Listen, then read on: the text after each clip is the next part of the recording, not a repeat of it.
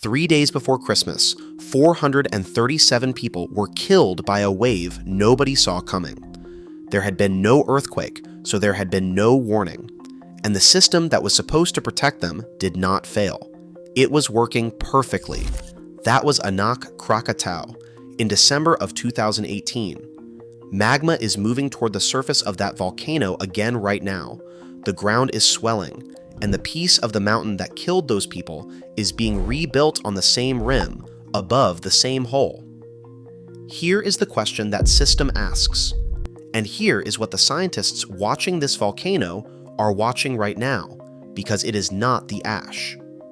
Before you decide this is a story about a faraway island, understand what it actually is. Every warning system on Earth, for every hazard, is a set of assumptions that somebody wrote down.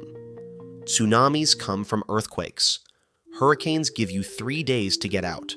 A volcano will announce itself long before it can kill you. Those assumptions are almost always correct, and that is exactly what makes them dangerous, because a system that is right 99 times teaches you to trust it on the 100th. The people on that coastline did not die because their warning system was bad. They died because it was good. It was just good at the wrong thing. So let us start with what the volcano is doing right now, because the sequence over the last 6 weeks is specific and it is documented. On the 1st of June, satellite instruments picked up sulfur dioxide coming off Anak Krakatau, along with thermal anomalies at the crater. Sulfur dioxide is one of the more useful things a volcano can tell you, because it comes out of magma as it rises and depressurizes. When you start seeing it, gas is escaping from something that was recently much deeper. By the 10th of June, there were active fire spots visible inside the crater itself, and then the seismicity climbed.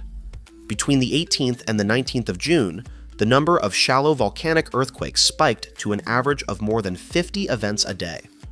Over the 2.5 weeks that followed, instruments logged 740 exhalation earthquakes, 520 hybrid events, 247 low-frequency earthquakes, and 16 episodes of continuous tremor. Those are not tectonic earthquakes. Nobody on the coast felt any of that. They are the sound of gas and fluid forcing a path through rock a short distance below the surface, and they show up on a seismograph at an observation post, not under the feet of a person standing on a beach. Then, on the 2nd of July, at 2:05 in the afternoon, the volcano sent a column of gray and black ash about 200 meters into the air. The eruption lasted 20 seconds. 2.5 hours later, Indonesia's geological agency raised the alert level to Siaga, level 3 of 4, and drew an exclusion zone around the crater. Lana Saria, the acting head of that agency, put it in about as few words as it can be put. The increased activity, she said, indicates a supply of magma moving toward the surface. The volcano is being fed. And there is one more instrument reading that matters more than anything else in that list, and almost nobody has reported it. The tilt meters. Anak Krakatau has ground deformation stations on it, and while most of them are running flat, the station at Tanjung has been showing low-scale inflation. Inflation means the mountain is swelling. It means something inside it is taking up more room than it used to. Hold on to that, because deformation is the entire story, and we are coming back to it.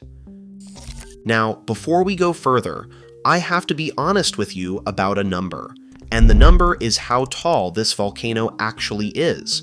You will see it reported as anything from 110 meters to over 350.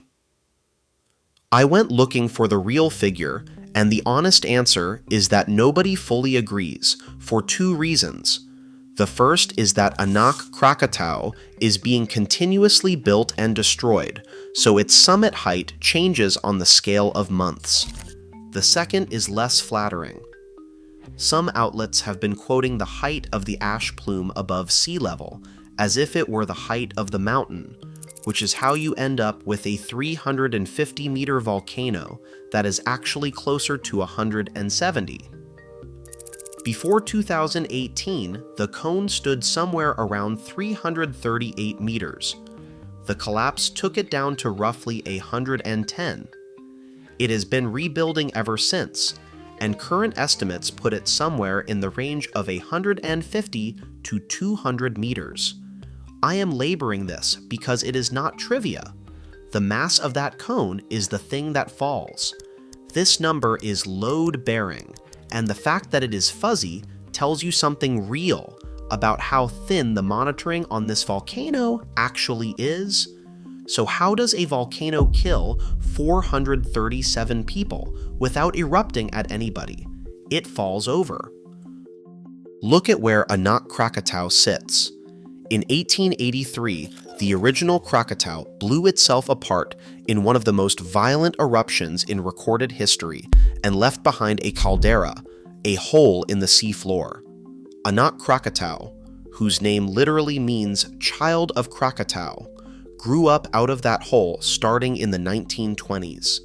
It sits on the rim, which means that on its southwestern side, the ground does not gently slope away. It drops. The seafloor southwest of the volcano falls into a caldera basin roughly 250 meters deep, and the cone itself is not a mountain in the way you are picturing. It is a pile. It is built out of loose ash, cinder, scoria, and fragmented lava, stacked up at the steepest angle that loose material can hold. Every eruption adds more mass to the top of the pile and pushes more heat and gas pressure into the middle of it. You are building a heap of gravel on the edge of a cliff, and you are filling the inside of the heap with steam. At some point, the heap goes over the edge, and here is the thing that makes this so much worse than it sounds. It does not have to be big. The landslide that killed 437 people was less than 2/10 of a cubic kilometer of material. In the world of volcanic flank collapses, that is small. It is not the mountain coming apart. It is a piece of the mountain sliding into deep water. It produced waves that ran up to 13 meters on the coasts of Java and Sumatra. Now, I want to give you the distinction that actually explains this whole event, because there are two different kinds of tsunami, and almost nobody knows the difference. An earthquake tsunami is generated when a huge area of seafloor moves vertically at once. That produces a very long wavelength wave, which is why it can cross an entire ocean and still be lethal on the other side. It is a global weapon. A landslide tsunami is a completely different animal. The energy is dumped into the water in one place from one comparatively small mass. That makes a short wavelength wave, and short wavelength waves lose energy fast as they spread out, which means a landslide tsunami is far less dangerous to the world and far more dangerous to you. It does not cross an ocean. It does not need to. It simply kills everyone within about 100 kilometers, and it does it quickly, and it does it without any of the signals your body and your government have been trained to look for. Which brings us to the part of this story that I have not been able to stop thinking about since I read the papers. I told you at the start that the warning system was working perfectly on the night it killed those people. I want to show you exactly what I meant, because it comes down to one word in a design specification. Indonesia has a tsunami early warning system. It is called INATUS. It has been running since 2008. It was built with international help after the horror of 2004, and by most measures, it is a serious piece of national infrastructure.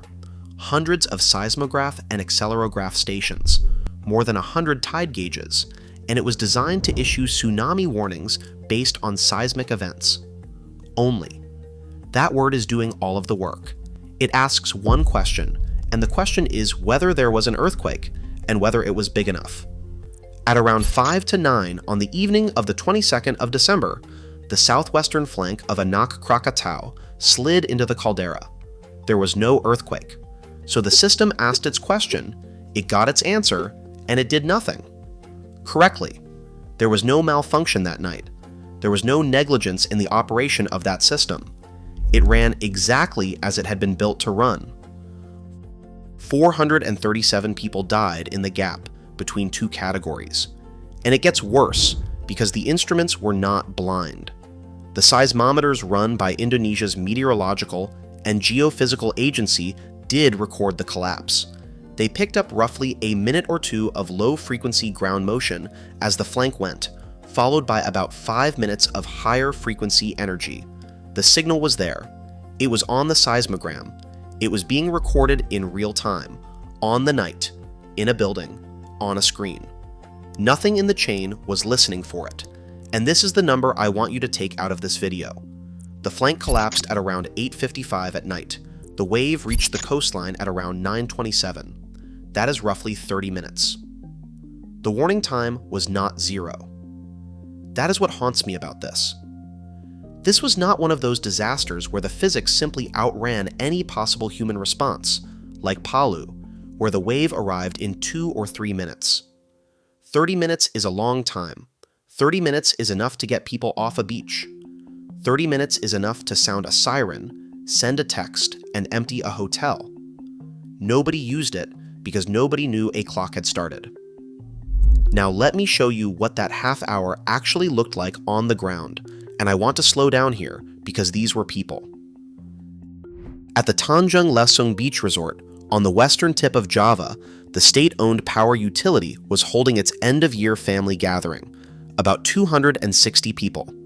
It was the Saturday before Christmas, peak holiday season on that coast, and the beaches and villas all along the strait were full. There was a band playing. They were called 17. They had been formed back in 1999 by a group of schoolboys in Yogyakarta, and they took the name because every one of them was 17 years old at the time. By 2018, they were one of the better-known pop bands in the country. The stage at Tanjung Lesung was built facing away from the water. That was not carelessness. That is how you build a stage on a beach. The audience faces the band faces the audience, and the sea is behind them, because the sea is the view. It is the reason everyone is there. There is video of what happened next, and I am not going to show you the worst of it.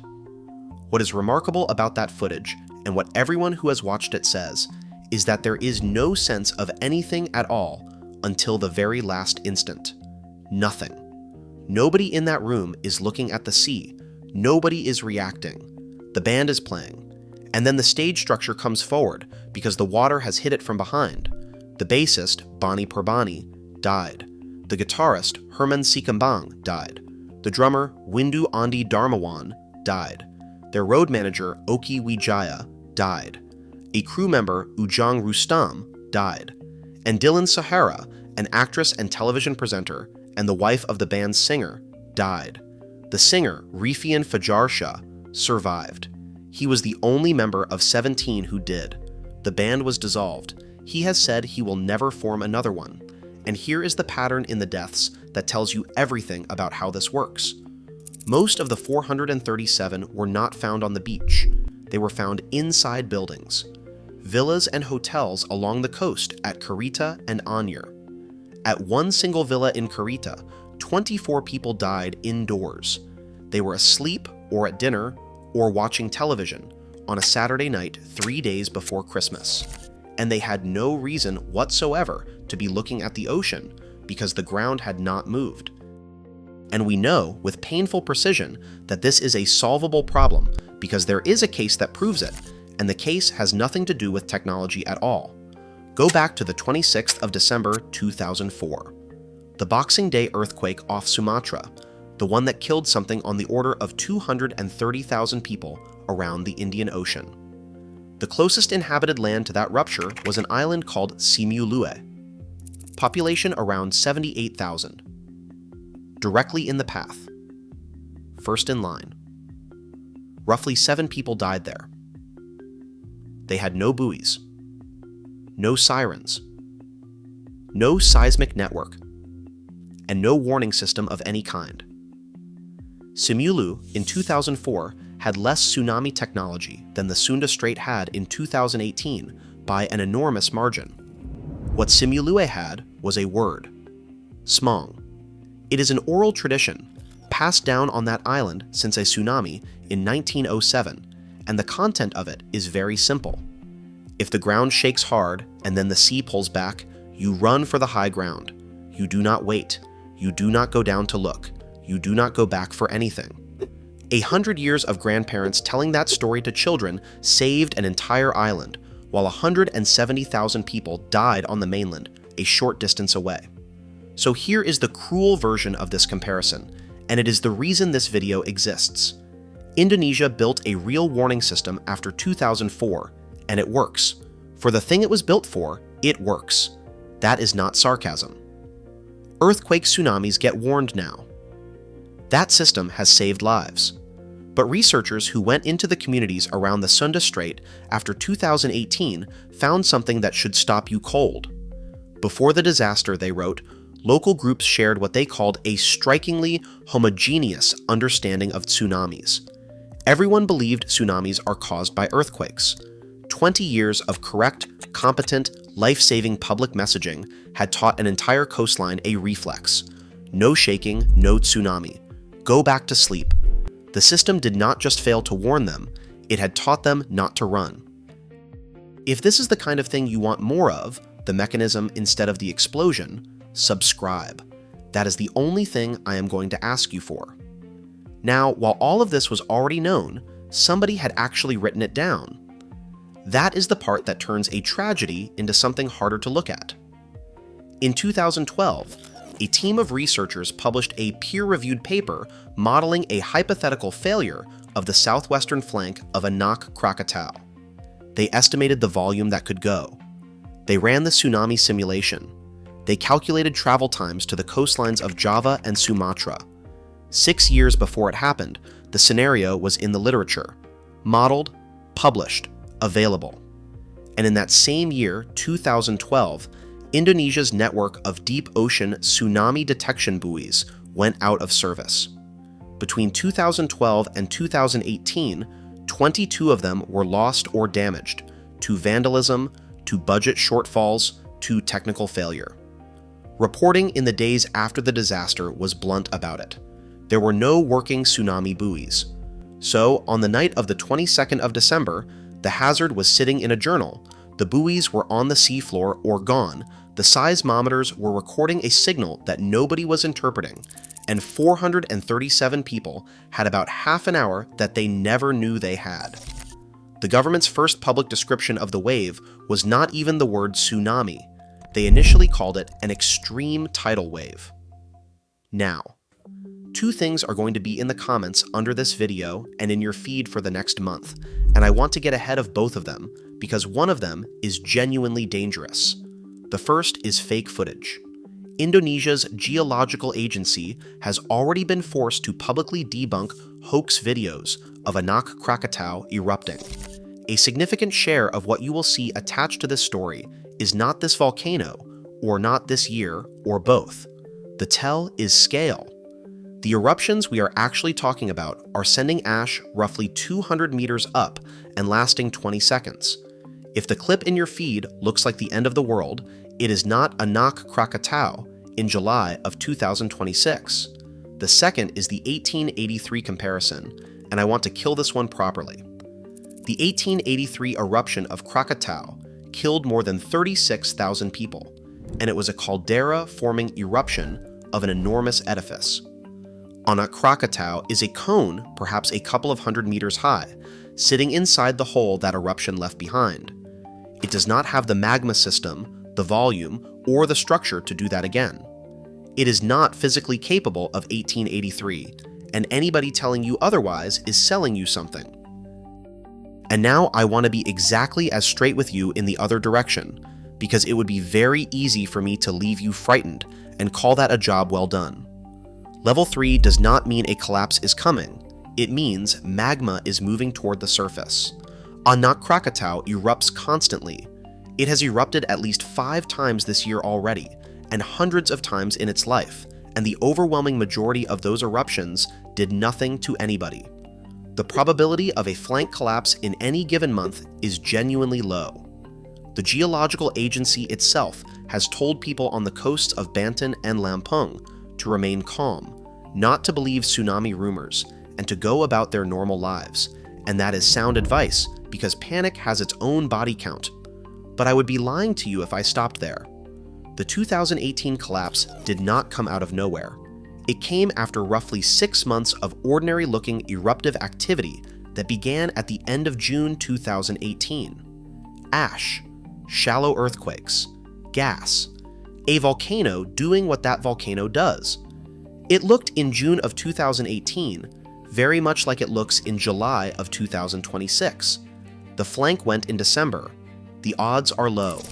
The consequence is 437 people in one night, in about 30 minutes, with no earthquake and no siren. And the specific warning system for that specific consequence still, to a large degree, does not exist. So here is what scientists are actually watching, and it is not the ash plume. The first thing is deformation. Not eruptions, not smoke, not the pretty stuff. The tilt meters and the satellite radar that measure whether the flank is bulging. A slope that is about to fail generally tells you first by moving. The Tanjung station is already showing inflation. That is the number to follow. The second thing is the seismic signature itself, and there is real hope buried in this one. The study published in Science Advances that reconstructed the 2018 collapse concluded that the landslide source could have been characterized from long-period seismic waves using regional data available within roughly 8 minutes. 8 minutes. Out of a 30-minute window. The technology to have emptied the beach at Tanjung Lesung existed on the night. It was sitting in the seismic data. It just was not wired to a siren. And the third thing is the sea itself. Since 2018, Indonesia has been putting sea level sensors into the strait, precisely because the lesson of that night was that you cannot wait for an earthquake to tell you a wave is coming. The water is the only sensor that has never once been wrong. So if you live on a coast anywhere near a volcano, or you are ever going to stand on one, here is the rule, and it is short. No earthquake does not mean no tsunami. That single sentence is the difference between the people who ran and the people who were found inside the villas at Kurita. The sea is the warning. If the water pulls back suddenly, or surges for no reason, or you hear a roar from the direction of the water, you go. Immediately. You do not wait for a siren, because the siren is asking a question that may have already returned the wrong answer. You do not go down to look. You do not film it, and you go up, not inland. Distance is not what saves you. Height is. A 13-meter run-up means you need more than 13 meters of elevation between you and the water, and you need it faster than you think. Anak Krakatau is at level 3 tonight. There is an exclusion zone of 3 kilometers around the crater. Magma is moving toward the surface. The Tanjung tiltmeter is showing inflation, and on both coasts of the Sunda Strait, several million people will get up tomorrow and go to work. And they should. The odds on any given day are small, and you cannot evacuate a coastline for a year on a maybe. But the cone is being rebuilt right now out of the same loose material that fell off it last time, on the same rim, above the same 250-meter hole. And the question the system asks, on the night it matters, will still be the same question. Was there an earthquake? The stage at Tanjung Lesung was built facing away from the water. Every stage on every beach in the world is built facing away from the water. That is not a mistake anybody made. It is what you do when the danger is supposed to announce itself first. The instruments will record the answer either way. Somebody just has to be listening.